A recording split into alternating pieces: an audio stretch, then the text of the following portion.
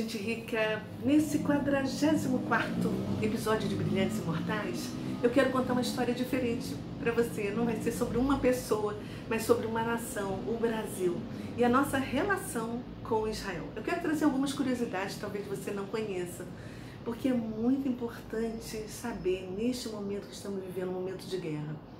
Eu tomei essa decisão porque meu primo Alvinho, que mora em Salvador, me enviou um vídeo essa semana da Ângela Valadão, onde ela conta exatamente o que aconteceu e como foi, né? A Ângela é irmã do pastor Márcio Valadão, que eu já fiz um vídeo dele aqui na playlist de Brilhantes Imortais. Se você ainda não assistiu, vá lá, procure e assista, porque você vai gostar muito.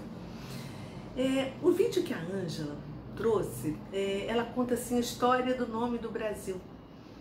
E eu me emocionei novamente da mesma maneira quando eu vi pela primeira vez, e por isso eu quero compartilhar essas informações com você. Será que você sabe qual é a origem do nome ser brasileiro? E você sabia que o Brasil tem uma relação espiritual com Israel? Bom, você já sabe, né, que o Brasil sempre foi escrito com Z, e em todo o mundo continua sendo escrito, né?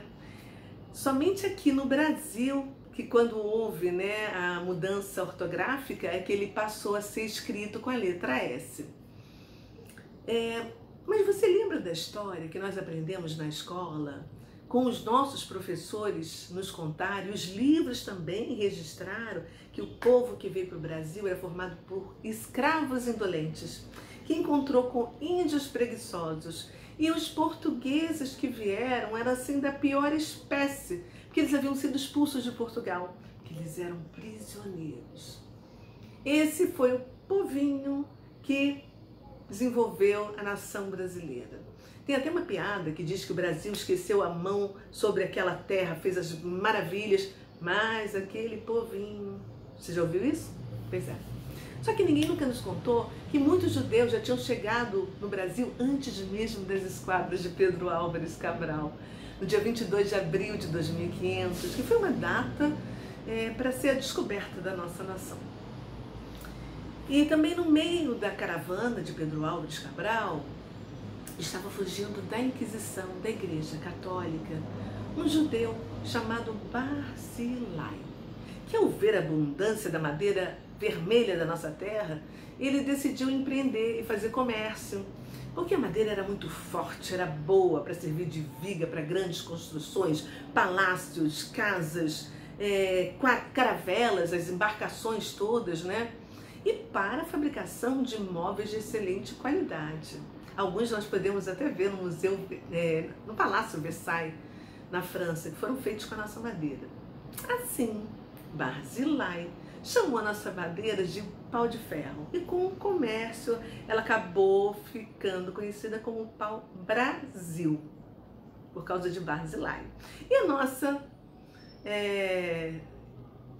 terra, que foi chamada de Ilha de Vera Cruz, em 1500, depois de Terra Santa Cruz, 3 anos depois, e em 1527 ela foi chamada de Brasil. Pois é. Então, a Ângela também nos conta que Barzilai é o nome de um homem que está na Bíblia como amigo do rei Davi. Você vai ler o nome dele. Abra lá, 2 Samuel, no capítulo 19, versos 32 e 33. Porque Barzilai esteve ao lado de Davi e o socorreu quando ele mais precisava, quando ele estava no deserto precisando de apoio. E é exatamente isso que eu, você, todos nós precisamos fazer com Israel. Estar do lado dessa nação, apoiar Israel, socorrer Israel. Não deixar que mintam, não deixar esse engano todo. Porque essa história dos judeus foram escondidas de nós. Será que você sabe? Porque os portugueses que nos colonizaram eram cristãos e não queriam que nós tivéssemos nenhuma relação com os judeus. Tanto é que a primeira sinagoga judaica, ela só foi fundada em Recife na época dos holandeses, quando eles vieram para cá. Eu estive lá em Recife, tive o prazer de conhecer. O nome da rua é Rua dos Judeus. Tem uma foto lá, tá lá no meu Facebook, eu vou trazer para o Instagram depois. E em hebraico, Você deve saber que não existem vogais, né? Só 22 consoantes. E a Ângela conta também que as letras que formam a palavra Brasil, que é B, R, Z, L, e não dá para pronunciar, né? Porque é só consoante, é impronunciável, tanto em hebraico quanto em português, elas se referem às primeiras letras dos nomes das 4 mulheres de Jacó, que deram luz às 12 tribos de Israel. B de Bila, R de Raquel, Z de Zilpa e L de Lia. Olha que interessante isso. E você também sabia que aqui no Brasil existem muitas famílias que nem sabem que são descendentes de judeus? Por que isso? Porque muitos deles vieram como cristãos novos, para não serem queimados. Porque a história desumana com os judeus não começou com o nazismo, mas começou muitos anos atrás. Talvez você não tenha se dado conta quando você leu a Bíblia lá em Gênesis, e quando os hebreus foram para os egípcios, depois que José, né, foi chamado como segundo homem, e depois passaram várias dinastias, os judeus foram para lá por causa da fome, e ficaram 430 anos e viraram escravos, porque os faraós não lembravam mais da história de José. Aí você lembra o que o faraó mandou fazer com os judeus? Mandou matar todos os judeus hebreus que nascessem meninos, que afogassem no rio. O que é isso, senão um massacre com o povo judeu? Me conte qual é a diferença da atitude do faraó daquela época, afogar as crianças, todas as crianças que nascessem homens no rio, e a atitude deste grupo terrorista que fez essas coisas absurdas no dia 7 de outubro. E que, infelizmente, muitos ainda defendem o indefensável. Você já parou para pensar que o espírito do inimigo vem agindo contra o povo de Deus há milhares de anos? Você lembra também que, logo depois que Jesus nasceu, Herodes mandou matar todos os meninos que tinham até 2 anos de idade? Aí Maria e José tiveram que fugir para o Egito, levando a sua família. O que foi aquilo, senão mais um ato de massacre contra o povo judeu? Você já parou para pensar nisso? Será que o seu nome é Oliveira, Vieira, Macieira, Carvalho, Avelar, Miranda, Almeida, Serra, Monte, Chaves, Rios? Porque os judeus adotavam nomes de árvores, nomes de acidentes geográficos, diversos tipos de nomes.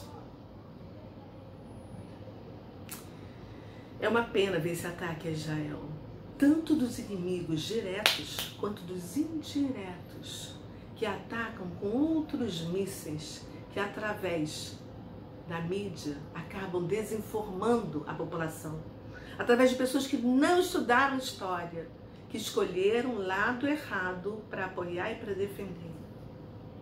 É incrível.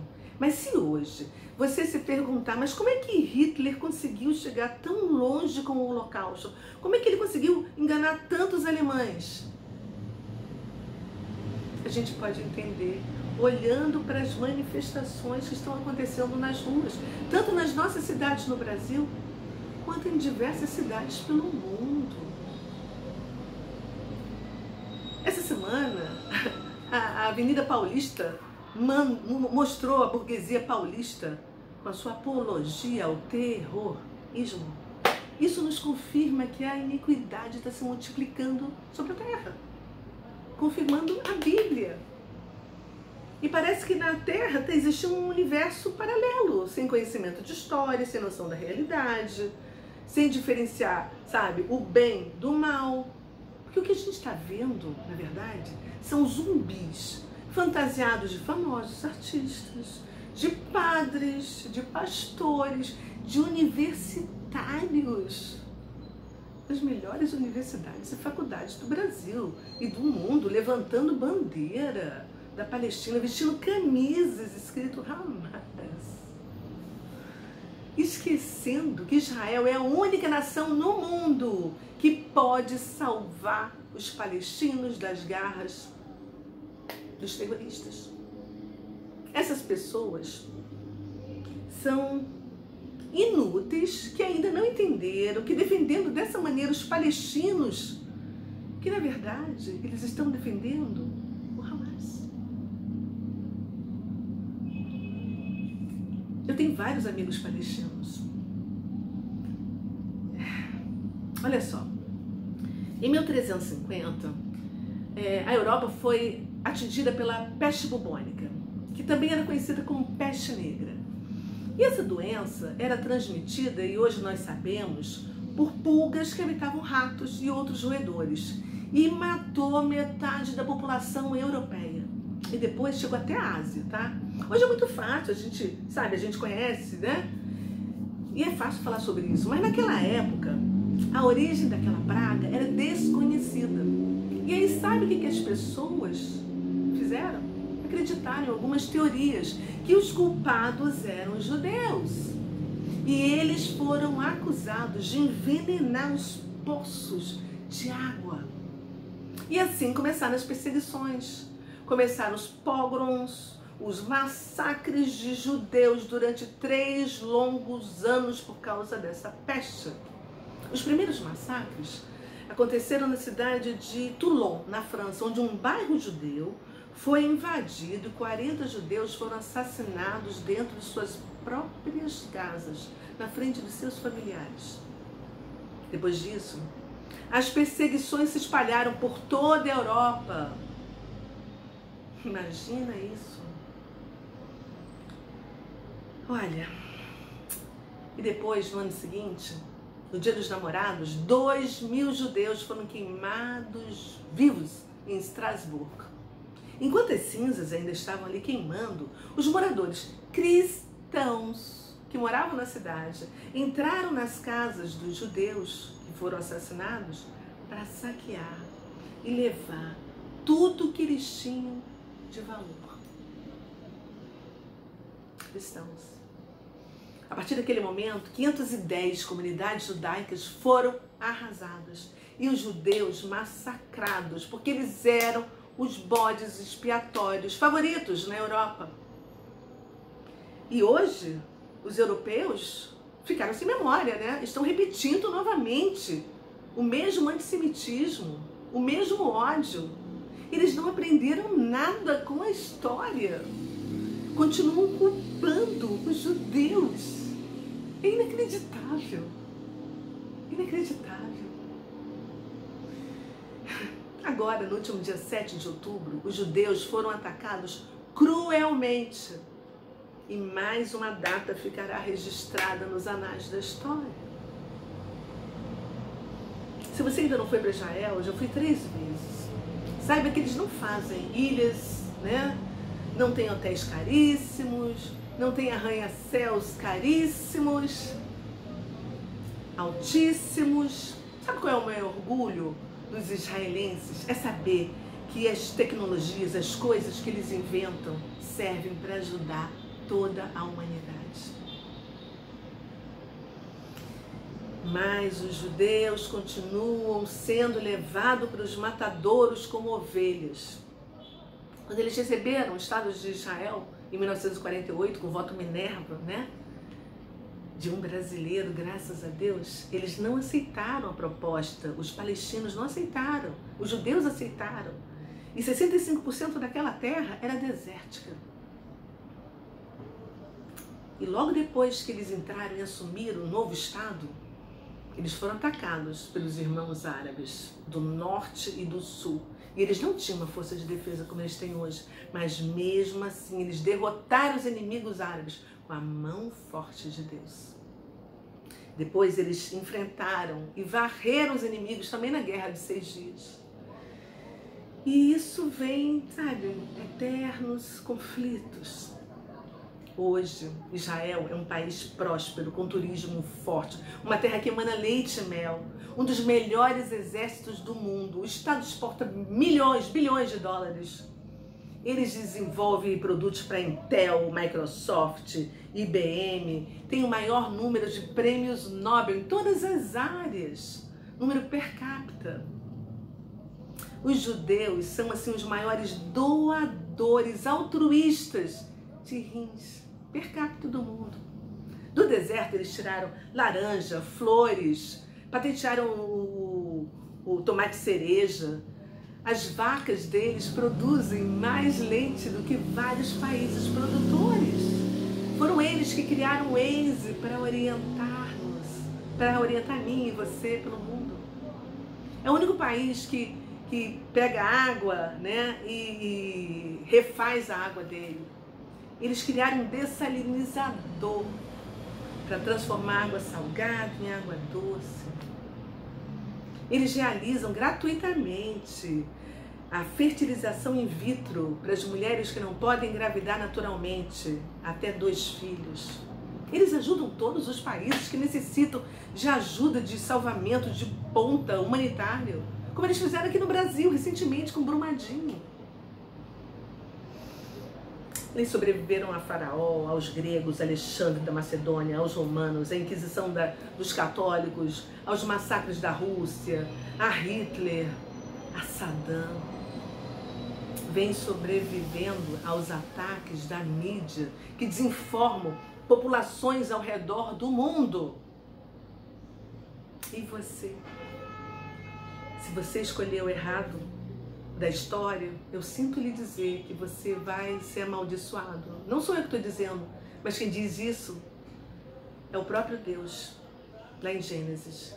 O Senhor diz: abençoarei aos que te abençoarem e amaldiçoarei os que te amaldiçoarem. Em ti serão benditas todas as famílias da terra. Por favor, se posicione. Não se cale, ajude a divulgar a verdade, não deixe que as pessoas sejam enganadas. Sem que você tente, ajude com que elas reflitam, faça a sua parte. Nós devemos ser ajudadores de Israel, nós fomos enxertados na videira e nós não vamos dar frutos sem a raiz, não se engane. Nós não viemos para ocupar o lugar deles, Não se deixe enganar pelo inimigo, porque é isso que ele quer. Tome posição, sim. Certa vez, eu fui lá no Forte de Copacabana e dentro do pórtico da entrada está escrito uma frase, né, que eu vou terminar hoje esse episódio, como eu sempre faço, com uma frase. Na verdade, é um episódio em latim que diz si vis pacem para bellum. Mais ou menos isso, mas o que importa é a tradução, que diz: se você quer paz, prepare-se para a guerra. Por favor, se posicione. Vamos juntos orar pela paz em Jerusalém, pela paz de Israel. Nós somos brasileiros e Barzilai, em hebraico, significa brasileiro. É isso que nós somos. E somos ajudadores de Israel. Por favor, não envergonhe a nossa nação. Certa vez eu pedi desculpas ao povo de Israel, isso consta do meu primeiro livro, O Diário de uma Gadita. Eu entrei no museu, no Monte Sião, e pedi ao judeu perdão pelo que o presidente Getúlio Vargas fez com os judeus. Negou o visto para eles entrarem, fugirem do nazismo. Hoje eu peço perdão ao povo judeu pelos muitos brasileiros que estão, defendendo o indefensável. E por esse presidente que sentou na cadeira da nossa presidência para estar do lado errado. Que Deus tenha misericórdia da nossa nação, do Brasil. Fiquemos na paz. Um beijo para você. Tchau.